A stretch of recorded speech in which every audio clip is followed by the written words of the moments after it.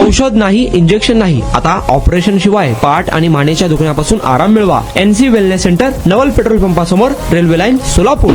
पुण्यात 3 लाखांची लाच घेताना पोलीस उपनिरीक्षक अँटी करप्शनच्या जाळ्यात अलगद अडकला. याबाबत मिळालेली अधिक माहिती अशी की पिंपरी चिंचवड पोलीस आयुक्तालयाअंतर्गत येणाऱ्या दिघी पोलीस ठाण्यातील महिला पोलीस उपनिरीक्षक चैताली गणपत गापट वय 35 यांना 3 लाख रुपयाची लाच घेताना लाचलुचपत प्रतिबंधक विभागाने म्हणजेच एसीबीने रंगेहात पकडले. तक्रारदाराविरुद्ध दिघी पोलीस ठाण्यात दाखल गुन्ह्याचा तपास PSI गापट यांच्याकडे होता. या गुन्ह्यात मदत करण्यासाठी आणि भविष्यात सहकार्य करण्याच्या मोबदल्यात त्यांनी सुरुवातीला 8 लाख रुपयांची मागणी केली. तडजोडी अंती 3 लाख रुपये देण्याचे ठरले. त्यानंतर तक्रारदाराने याबाबत तक्रार आल्यावर एसीबीने पडताळणी करून दिघी पोलीस ठाण्याच्या आत सापळा रचला. ठरलेले 3 लाखांची रक्कम स्वीकारताना पोलीस उपनिरीक्षक चैताली गणपत गापट यांना रंगेहात ताब्यात घेण्यात आल्याने पिंपरी चिंचवड पोलीस दलात खळबळ उडाली आहे.